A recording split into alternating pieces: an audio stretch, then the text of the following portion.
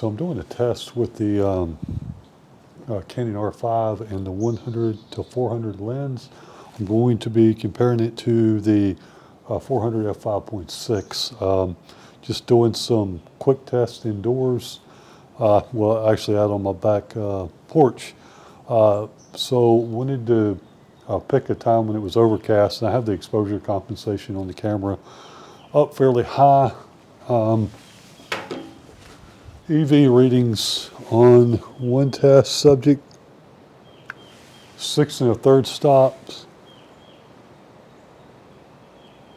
and 8 1/3. So it's, you know, it's fairly dark back here.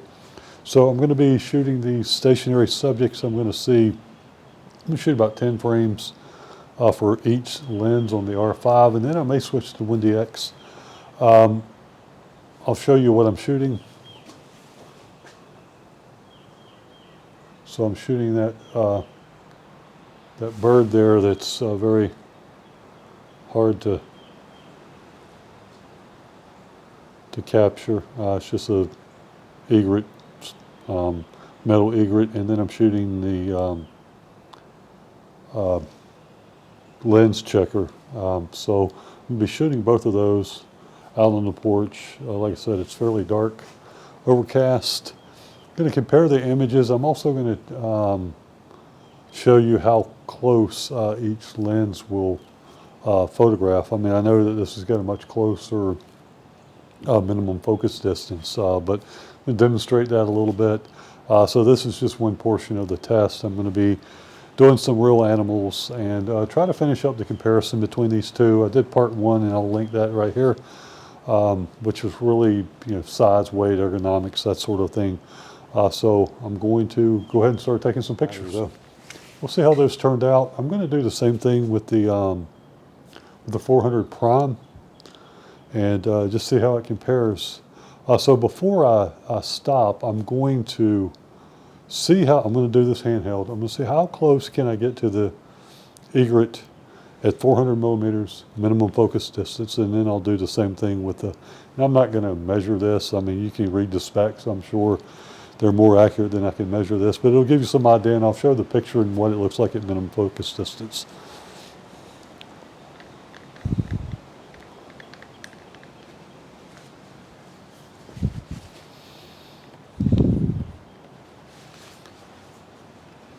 So let's turn this to the egret.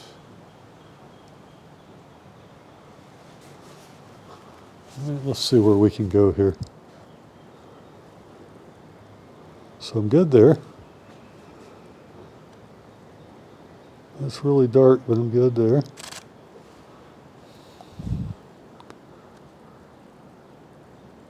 Focus there. Good there. I'm going to turn the image stabilizer on.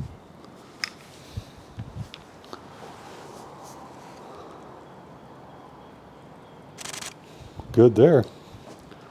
So we'll focus close. That's wanting to wig out on me. It's focusing on the body though.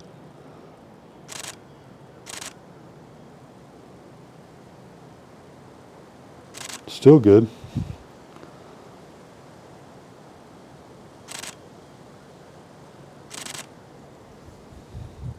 Still focusing.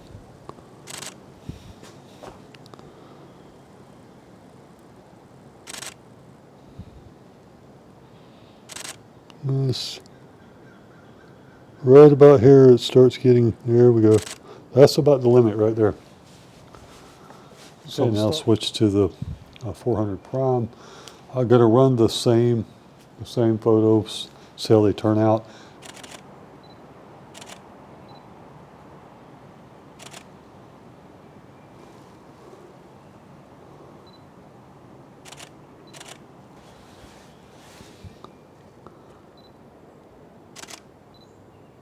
It works. Yeah, and this is about, so it won't focus here. Leaning back. Still won't focus. Right here it will focus. So I've imported the photos that I took out on the back porch. What you're seeing in the background, it looks a little strange back there, but that's the screen porch. So disregard this. I've done nothing to these photos. I imported them. I converted, Lightroom converted them to DNG files. So nothing's been done. You can see the metadata here. This was shot at ISO 6400. So it was fairly dark back there. So I'm just going to run through these and see what they look like. The zoom is 100%.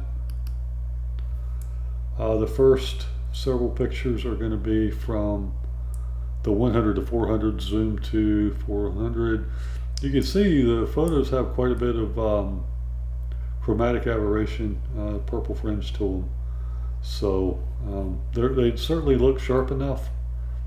I'm just scrolling through them now.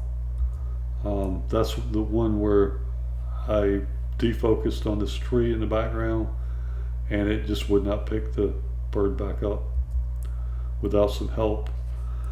You can see awfully purple, but certainly sharp.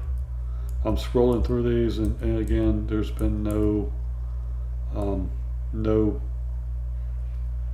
post-processing done to any of the images. This is just how they were imported. So we're down to ISO 3200 here. So I'm going to scroll through. There's nothing remarkable. Let's look at the test chart. I'll zoom in at 100%. These look awfully purple and a bit noisy, which is understandable for ISO 4000. I mean, they're certainly not out of bounds. You can see the screen in this one for sure.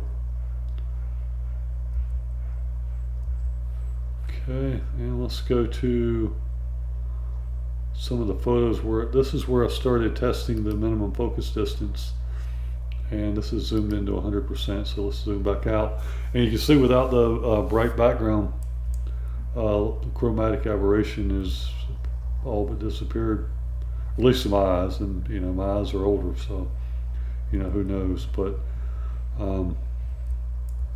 see what the minimum focus looks like. It's getting pretty close here, and this is zoomed into 100%. This normal view. So let's see, where's the closest one that I had? So it would have been this one here. So that's normal view, zoomed into 100%. So you can see the 100 to 400 certainly gets close. So let's go to this is the start of the 400 prime. You can see ISO 6400. It doesn't look like it has as much chromatic aberration to me. It's got some. You can certainly see a purple tinge here, but it doesn't seem to have quite as much as the 100 to 400. Let that load. Certainly looks sharp enough. I'm going to look at show some other photos here in a minute. Took of some deer in bright light with the two lenses.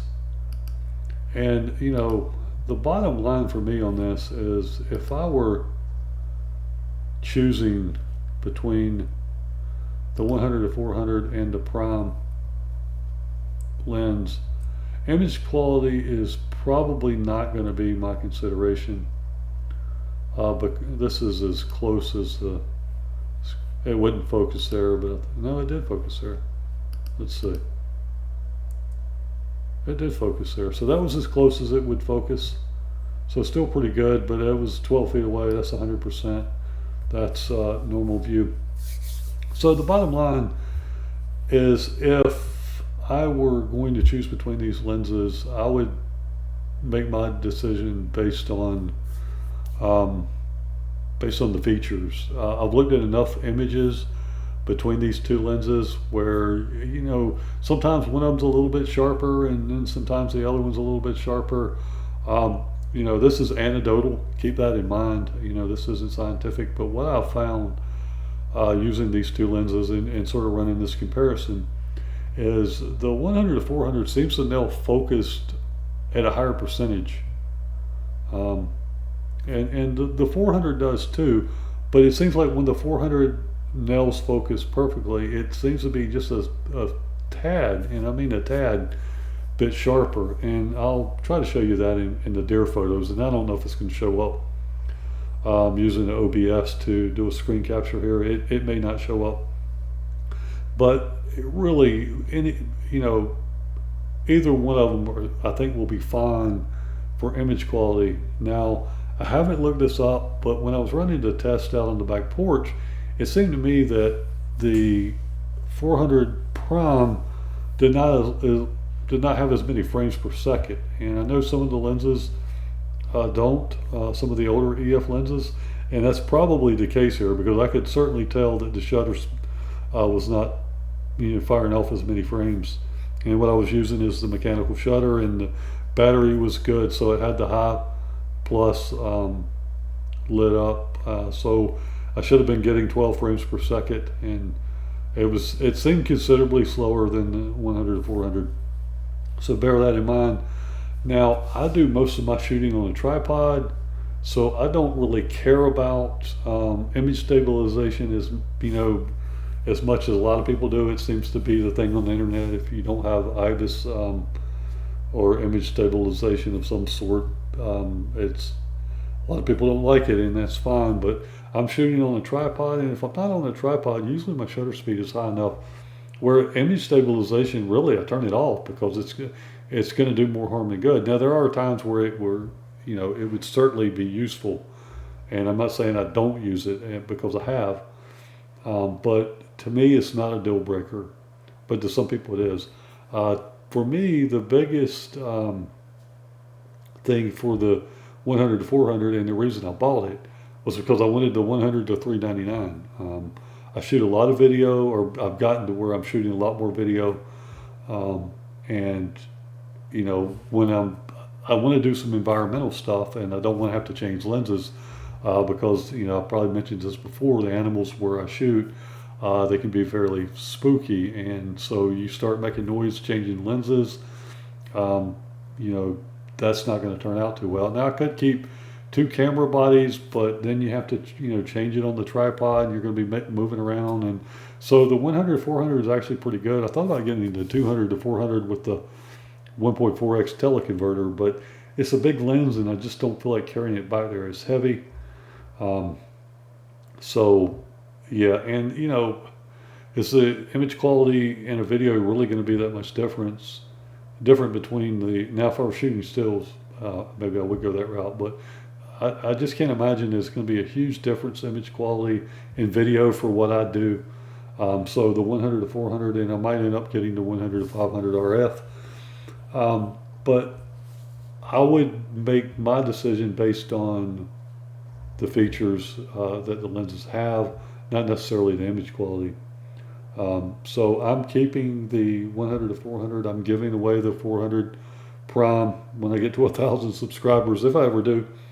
I may be buried with it. Who knows? We shall see. But so yeah, I mean, the 400 is a great lens, and if I didn't need the 1 to 399, I probably would never have purchased the 100 to 400. So it's all because of the zoom. I'm having some trouble with OBS, but I wanted to go through some of these deer photos. So you'll just have to, I was trying to get it to show the metadata panel and see the thumbnails at the bottom, and for some reason I can't get that worked out. So you're just going to get the main photo. So this is one of the first photos I used in the comparison test. Of course, this isn't a great photo. It's a bit dark, but the ISO is 250 here, a 500th of a second at F5.6. So there's pretty good light, and they get lit a little bit better, but I did want sort of a contrasty light, so there was plenty, so the light wasn't a source for autofocus issues. So this is, all of these photos that you're going to see, they're straight out of the camera, imported into Lightroom, converted to DNG, but nothing else has been done to them. So I'm going to zoom in to 100, actually it says 66%. That's 100%. This again is, this is ISO 500, 1/500th of a second, F5.6. This is with the 100 to 400.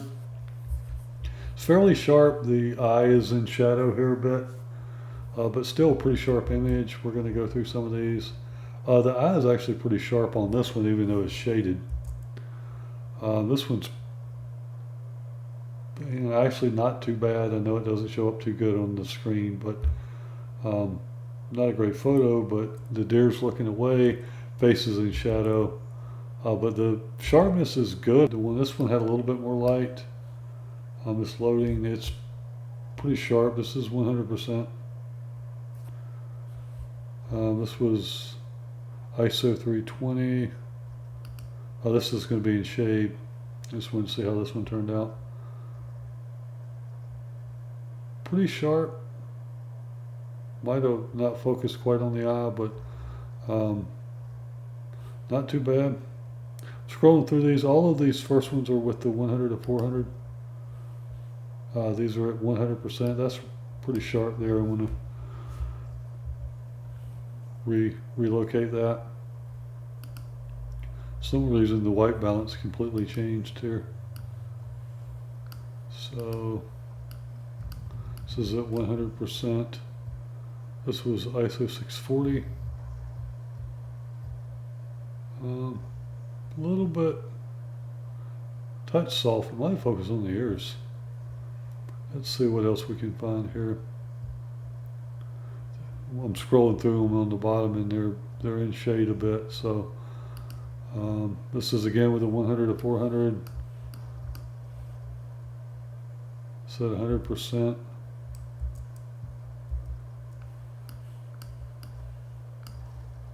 (100 to 400) at 100%. I mean, that's pretty sharp. I mean, it's certainly not lacking in sharpness. This is starting with the 400mm prime. As you can see, this is pretty sharp. It looks looks like it threw the white balance off a little bit compared to the 100 to 400. So I'm letting these load here. That one, I think it missed focus a bit. Not bad, but I mean the face is in shadow, so this one it's looking away. Let me see if I can get to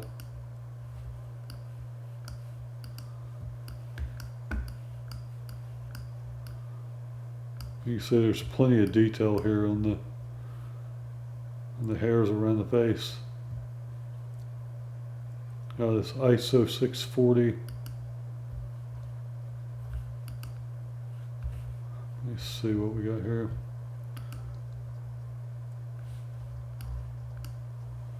Okay. Well, this thing is wanting to. Alright, so again, this is ISO 640. This is with the 400 prime, straight out of the camera. Certainly nothing to complain about sharpness wise. I don't think with the 100 to 400 either. I think once the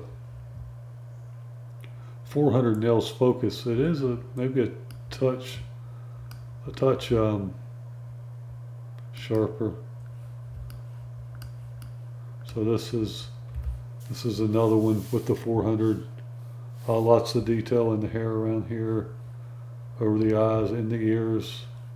Really not a whole lot more you can ask for. This one might even be a little bit sharper than the last one in the eyes.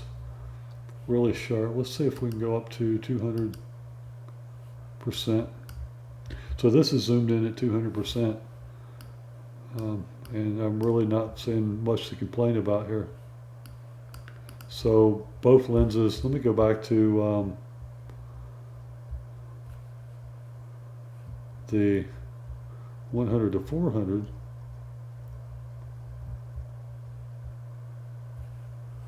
I think this might be one.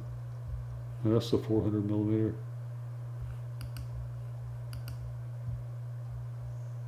This is the 100 to 400, zoomed in at 200%.